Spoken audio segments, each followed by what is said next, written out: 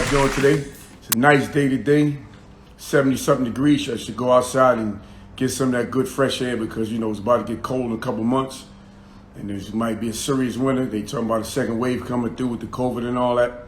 We're going to see what happens. So I want to introduce my guest for today.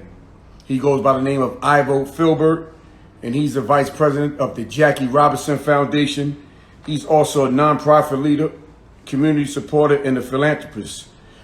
Ivo Philbert is about to come to the show momentarily. This guy has a lot of great information. He does a lot of great work in the community.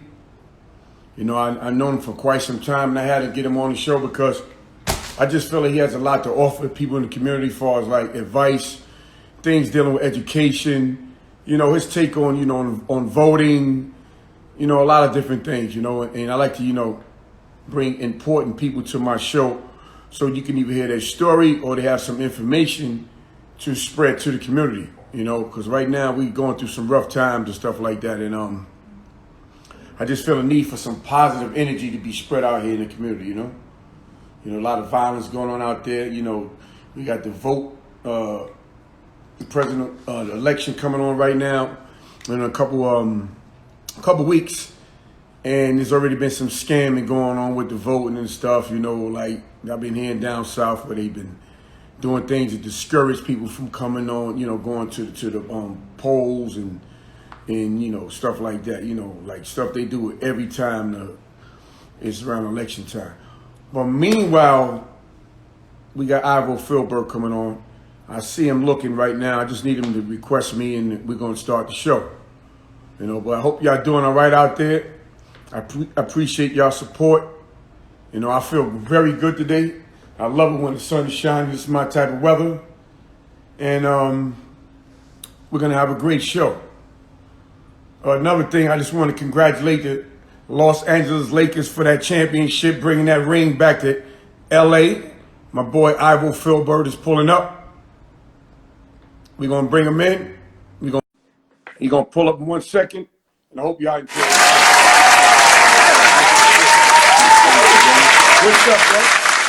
What's up? Everything good, man. Everything good. How you? Listen, I'm having an amazing day. It's a nice day, man. It is. Nice day. I'm indoors kind of, working on the laptop and stuff, but it's a beautiful day out. Yeah. Well, at least you're working, right? Absolutely. I count my blessings every day. I'm trying to tell you, man. Hey, but listen, so I told the viewers a little bit about yourself. So tell everybody who you are, where you come from, and stuff like that. Let's open up the show. Who am I? Ivo Philbert. I currently work for the Jackie Robinson Foundation. I'm also very heavily involved in a number of initiatives here in Harlem. I try to support as many people as I can, and that's in multiple ways. That is through my time, my treasure, or my talent. Where I can, I give some dollars. Where I can, I lend my services.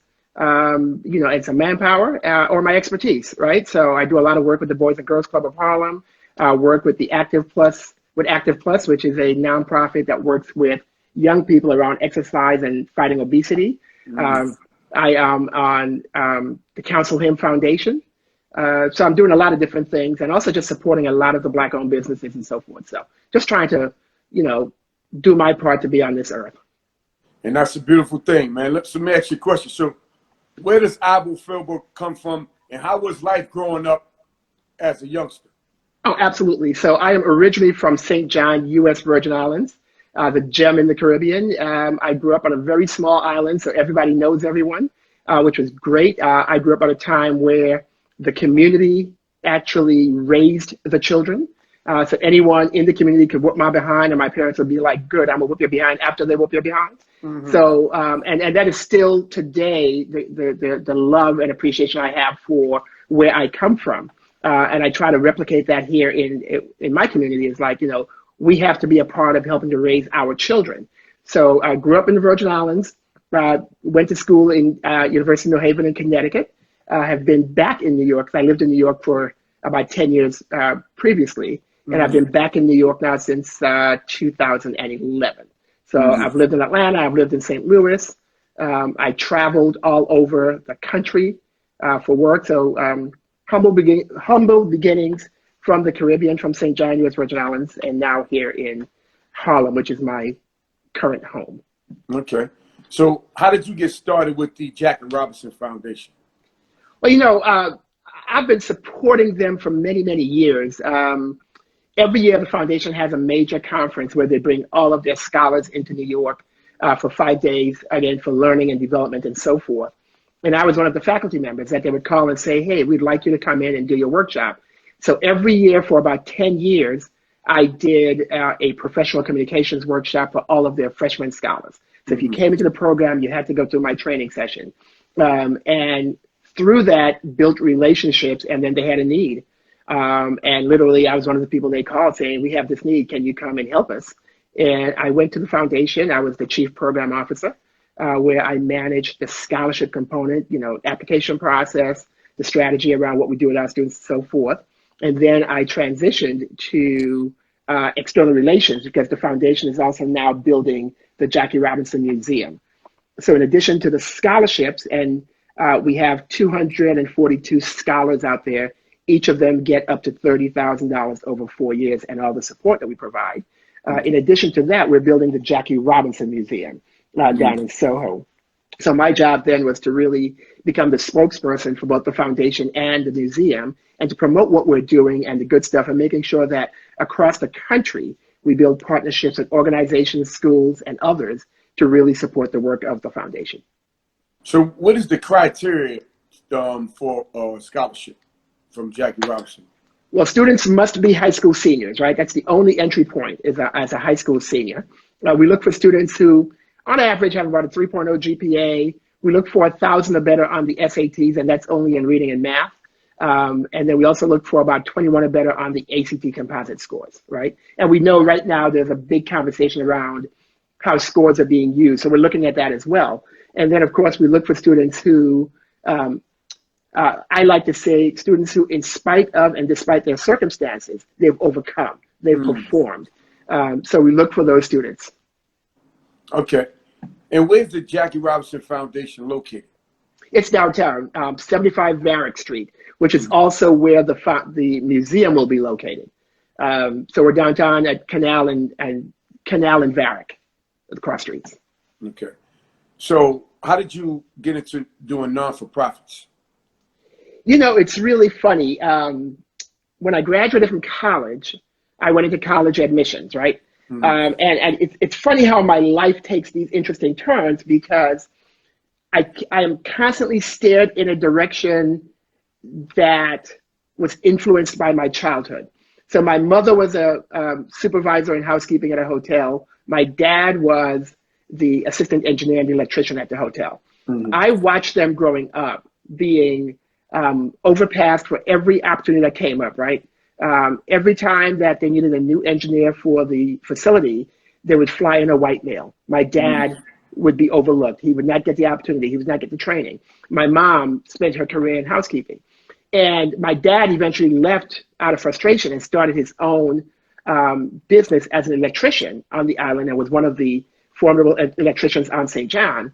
And it's ironic how when I went into college admissions, my mindset was, I'm going to help people that look like me to get to college, right? Right. Play that role. Once I left college admissions, I went to work for an organization called Inroads. And Inroads was all about placing Black and brown people in internships with major corporations around the country to help them, to help the companies with their diversity recruiting, and of course, to help people that look like me and you to get opportunities.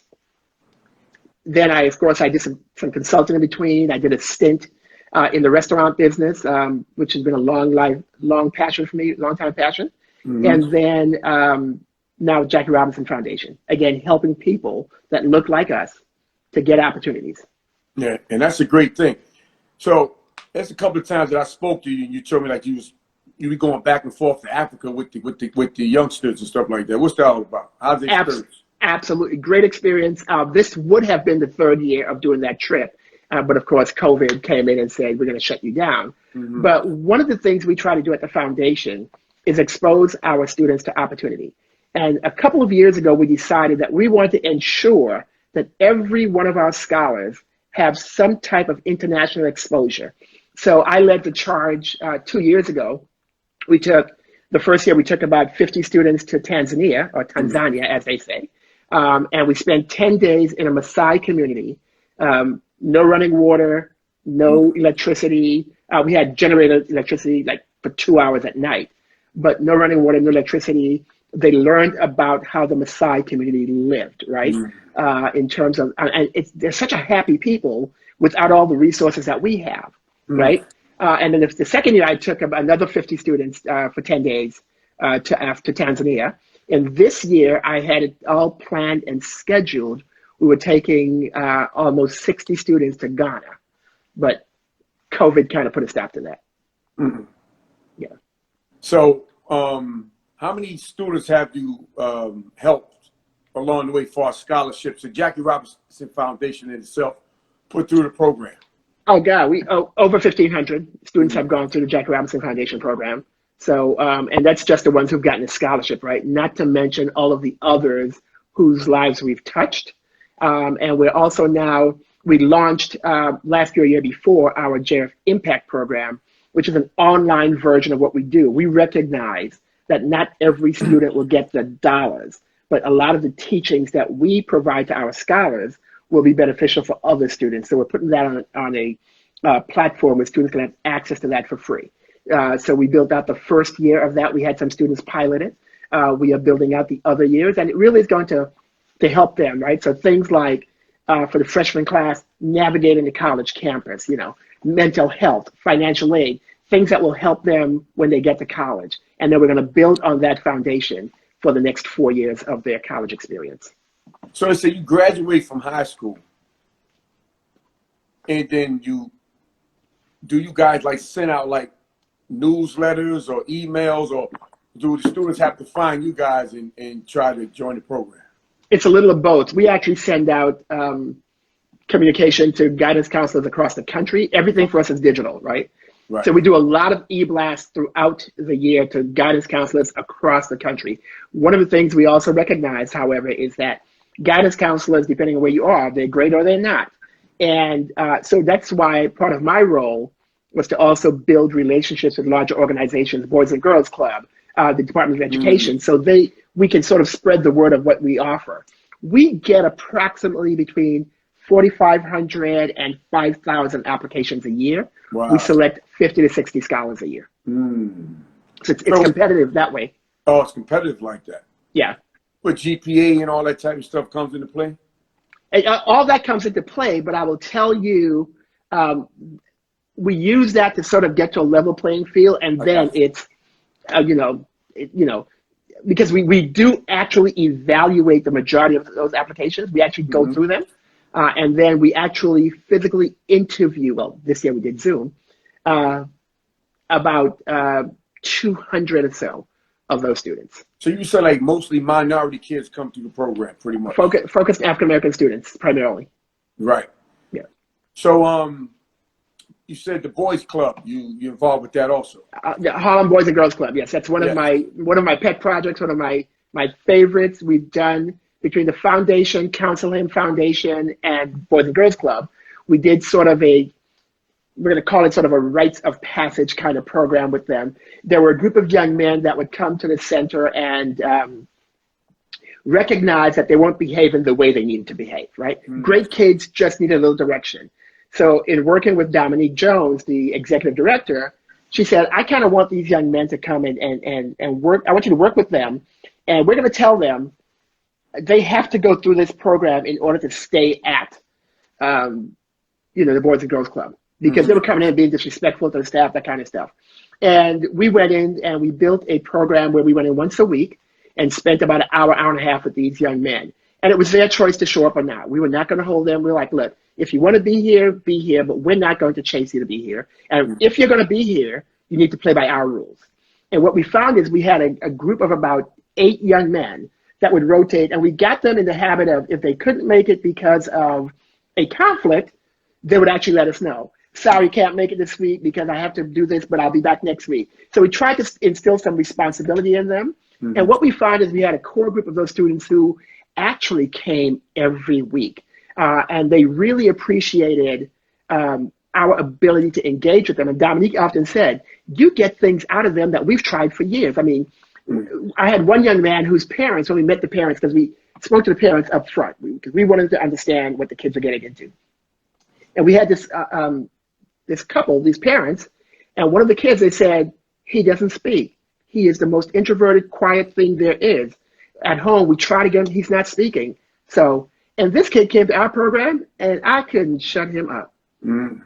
Could not shut, and I'm like, who were they talking about? Because this one is running his mouth every second. So, but a great young man who graduated this year, so we're happy about that, through the Counsel Him Foundation with support from CYI Soon, Count Yourself In, which is Billy Counsel's son's program. We were able to give the two young men who graduated and are going on to college and the Peace Corps, I think it is, we gave them iPads as graduation gifts. Yeah. Yeah, that's cool. Yeah. So, for me, it's about giving back. It's about making sure that we are a part of the solution for our young people. They have to see role models. We have to steer them in the right direction. We also have to give them an outlet to share their frustrations, how they're feeling, to ask the questions without retribution, right? So how do we create that safe space for them to be themselves and grow up and ask the questions, but also how to give them some direction. Some of it is a little more heavy-handed, some of it is not. Some of it is just by example. Some of it is just by putting them in the right situations and exposing them to things that they otherwise would not be exposed to. Gotcha. So if a person wanted to start a non-for-profit, what advice could you give to them? A couple of things. Everyone's trying to start a nonprofit, right? The question is, what need are you filling? There are tons of nonprofits out there. Can you lend your services and really make a nonprofit that's already doing it more effective, right? Because not everyone who wants to do a nonprofit should. But if you are going to do a nonprofit, you got to understand it's hard work. You got to be committed to it. Do it the right way, right? Legally, the paperwork, making sure you have the finances in order. It's not a thing where I've had people come to me and say, I want you to help me do a nonprofit. And what they're trying to do is create a scheme to get a check. I'm like, well, that's not the intent of doing a nonprofit, right? Right. And you probably won't get any kind of, and there are different forms of nonprofits. So you got to understand all of that. So make sure you do your homework, make sure you are filling a void, and make sure it's not something that already exists that you can partake in. And because sometimes we do nonprofits and we do it half-assed, right? So it's kind of like, no, be sure that you've done the homework to do it right, and understand why you're doing it to make a difference. Right. Yeah. So let me ask you a question. So, 2020 been like a real different type of a year for all of us. How did it affect you in your life? Vito, I count my blessings every day, and I count my privilege, right? While I have been impacted by COVID like everyone else, I've been working from home since March 13th. I count my blessings in that I've continued to stay healthy. I've continued to work throughout the pandemic, so I get a check every 2 weeks. Now I've been working harder at home because for the nonprofit, we had to pivot to everything digital to try to do fundraising and communication and all that kind of stuff. And I handle overall communications and social media and all that now. So that has really just kind of been ratcheted up in the time of COVID. But I recognize that I'm healthy. I get paid every couple of weeks. I can purchase what I want. I can get food. I can have drinks. I can do all the things. And there's so many more people who don't have the ability, who are struggling to pay rent, who are struggling to put food on the table, right? So again, part of this for me is, with my privilege, I have to be a part of the solution. So if I can help someone to get a meal, if I can help someone who just needs a friendly face or an ear to talk, that's what I need to do. So I count my blessings. I count my privilege. Has it affected me? Have I known people who've had COVID? Have I known people who've died from COVID? Absolutely. So yes, I've gone through all of those emotions as well. Have I dealt with, I need to get out of this house for a minute because I'm just locked in the house, so I walk outside? Absolutely. But I think in all of this, in COVID, I've always been a believer, and when I do a lot of my training and my speaking engagements, I always talk to people about attitude, right? And it's not what happens to you, it's how you respond to what happens to you. Right. So, and again, I can say that from a privilege perspective, but I recognize some other people, sometimes it's we create some additional angst, right? We got to take it what it is and make the best of the situation. So attitude is key at a time like this.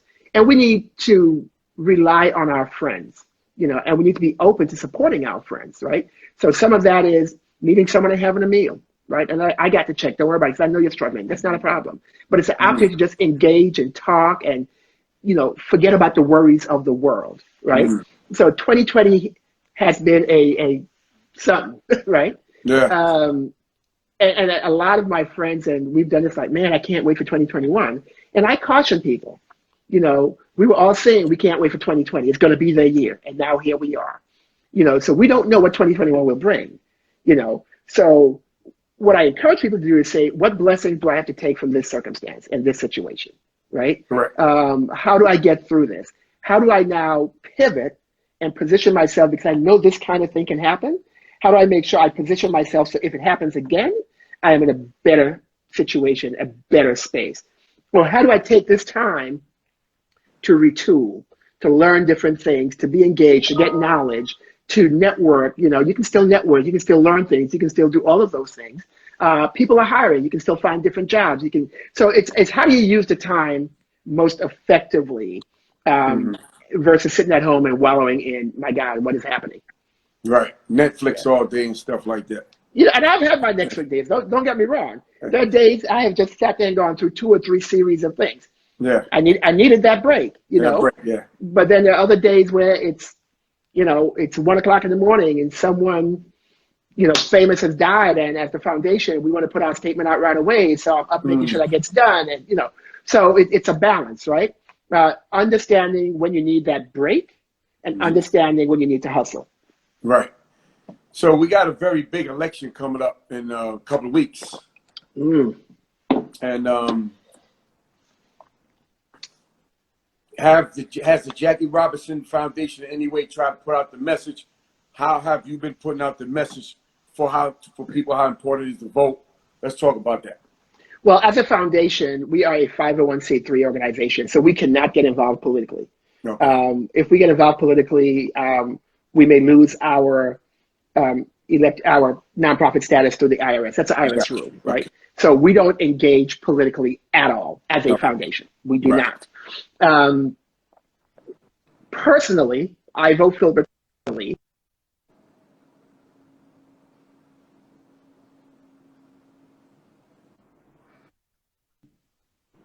there are so many things at stake in this election.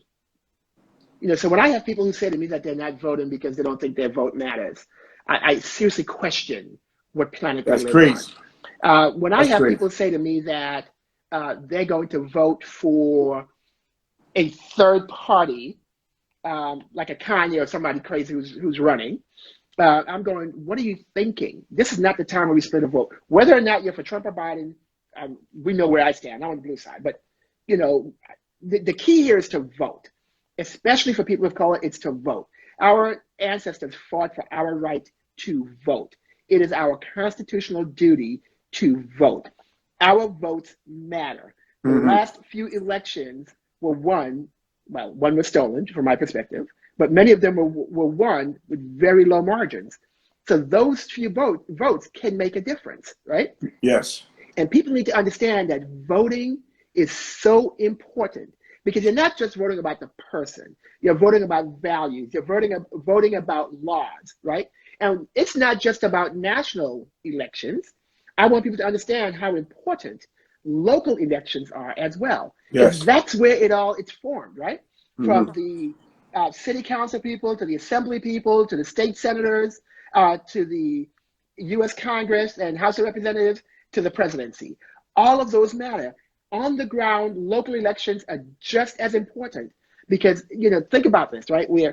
Today is the last day to submit for the census. Yes. The census determines what kind of federal dollars you will get based on the numbers in that. So once they do all the calculations and they do all of the, what percentage you have, whatnot, that determines the amount of money you get from the federal government in Harlem, right? Which is why we were pushing for Harlem to really be counted in the census. Because we need the resources. Once that money is dispersed, the people who are local are then determining how that money is spent and where that money is spent, right? So city council, district council, all of that, the monies that are allocated from different budgets that they have control over. Okay, so district council, for example, controls a large part of the state dollars for each district, right? I happen to live in District 9, right? So for me, city council elections are just as important because that person is controlling what resources are in the district where I live. And that is everything from impacting schools to mental health to overall health to public safety. All of those things come in an election, right? It's not just about a person and what they said or who they said or who they slept with. No, it's about all of the things that impact our lives, the educational system, the police system and the structure and defunding the police or not, the healthcare system, all of those things are impacted by who we put in office. And again, locally, at the state level, and at the national level. All right. So it's important to vote. People vote. Now, I do want to say this as well. Early voting starts October 24th, I think it is. Yes. Early voting starts October 24th and runs through November 1st. So I will encourage you and all of the viewers out there to vote early, right? There's all this talk about what's going to happen at the polls on November 3rd. Voter intimidation, is it going to work right? But we can avoid all of that nonsense by voting early and making sure our vote is counted. Exactly. Right? You can do it in multiple ways. You can go to and I'll send you, Vito, I'll send you the link. I posted it on my social media the other day where people can find out where their early voting site is. Because it's not the same place where you do the regular voting, right? There are different places. I'll send that so you can look up where you're going to vote. But you can do early voting. You can do absentee ballot. I don't know if it's too late to get an absentee ballot yet, but you can check into that. And if you do have an absentee ballot, you can send it to the mail, take your chances, or you can deliver it to the Board of Elections as well. So there are different ways of doing this to make sure your voice is heard, your vote is counted, and it is so important that we cast our vote. Absolutely. Well, I got mine in the mail. I know I'm going for my early vote. It's sitting right here on my table, you know. So no, I'm going to the early voting. I'm going on the 24th. And I'm going to stand as long as I need to stand. We've seen it in Georgia. We've seen it in Texas. People out there are waiting 4, 5, in some cases 10 hours to vote because they recognize so much is riding on this election. And we have to be as involved. The one thing that annoys me often with my people is the lack of involvement politically. And being involved politically doesn't mean that you have to run for office. It means you need to be aware of what's going on. You need to be aware of who's making decisions, for your community and on your behalf. So you have a working knowledge of what's going on so you can be a part of whatever solutions need to come about. So we need to get our people educated about the election system and why it's important to vote and what it means to vote and all of those things. Yeah. So I'm going to mention 4 people. Bill DeBlasio. How you feel about Bill DeBlasio? I wish he would stop trying to speak Spanish every time he gives a briefing. He sounds like an idiot. So I think Bill DeBlasio, his ideas when he ran, people resonated with people. I think in many cases we have some work to do. What I think of, and in COVID times, COVID has an impact. But if you look at the city, it's the dirtiest it's ever been. Our homeless situation is worse than it's ever been. So, and the truth of the matter is, we can blame Bill DeBlasio. He is the mayor, yes. And I hold him accountable for some of that. But it's not just Bill DeBlasio. We have politicians throughout, right? So I think we have to be mindful. And again, Bill DeBlasio is the leader. So yes, he needs to move some things. But also we need to talk to our politicians locally about, look, my street is not being cleaned properly. What are you doing about that? You are the district council person. You are the assembly person. What are you doing to make sure my street gets cleaned? Yeah. So Andrew Cuomo. Oh, Uncle Andrew, he can do no wrong in my book. Now, let me be clear. I'm sorry. It doesn't mean everything he does and says I agree with, but I think one of the things I have appreciated about Andrew Cuomo is um, he has led through this pandemic. He has led through this pandemic. Yeah. All right. Joe Biden. I think Joe Biden did a great job as vice president. Okay. I'm being Donald very Trump. careful because this is Ivo, not the foundation. I want to be very clear. No, no, no. This is We Ivo, just not the talking about your foundation. personal. Yeah, We this is my talking to personal. Ivo. Yeah, but I don't want anybody to We talking to you misconstrue. directly. No, just I don't want anybody to misconstrue what your this is. Yeah. personal take. So Your personal take. We want to make that clear for the audience. okay. Ivo's personal take. Donald Trump. Well, I think we need a new president. Yeah. Yeah, I think we need a new president. Yes. All right. So being that you do a lot of stuff with the community, such as I, and you move around a lot, how do you feel about all this violence that we got going on with these youths today? You know, part of that challenge is our youth, they have nothing to do, right? When we were growing up, there were all these programs that we're involved in and outlets. But, so there are a couple of issues. We don't have a lot of programs that students can get involved in. As a community, we're not helping to raise our children, right? So they're just out there. We're afraid to talk to them because, hey, that 13-year-old, I may say, dude, what are you doing? And he may pull a gun. So we shy away from all that stuff. Mm-hmm. So I think we have to get a handle on this. We have to have more programs. We have to have more community intervention. We have to get to our young people, especially our young men, earlier. And now we talk about young men, but let's be clear. I'm seeing a lot more young women getting involved in all this craziness as well. So we have to get to our children much earlier in the process. Intervention programs, by the time they are in 6th grade, a lot of that stuff is already formulated. So we need to get to them before that, right? And be role models and be involved. So again, part of giving back and being volunteers is in the school system with programs. Make sure they see people that look like me. Hey, I want to be like that person, right? Or we can say, here are different career paths that you can be involved in. Let's help to expose you to these other opportunities so you can expand your mind. But we have to be a part of that. So I'm not crazy about. I don't like all the violence that we're seeing with our young people, and it's up to us to, for me, if I can get one young person to shift their direction, I've done my job. Exactly. So what do you have going on that the world doesn't know about right now? Any ideas? Any new plans? What's going on with Ivo? Well, I'm just such an open book, right? So, I've been pushing the census. I've been pushing for people to vote. Again, using my social media and my relationships with people to do that, to really help to impress upon people that I'm able to influence the importance of voting, the importance of the census, and that's not just in New York. That's also my network throughout. So Right. trying to be a part of that, continuing to make a difference in the lives of young people. So again, the Boys and Girls Club of Harlem happens to be near and dear to my heart. So whatever I can do to help them, I try to do that. Supporting friends who are considering a run for politics. So being that heir, helping out, I will certainly donate financially to the campaign once it's public. So in terms of what's new, literally, I've just been so focused on getting the work done and doing all of the things that I do from a volunteer perspective, right? Work with Active Plus, do Boys and Girls Club, and a lot of that is remote. As a matter of fact, I am also supporting 3.5 Acres Yoga. They have their Celebrate Unity Gala tomorrow night. It's an online gala. I am actually the host.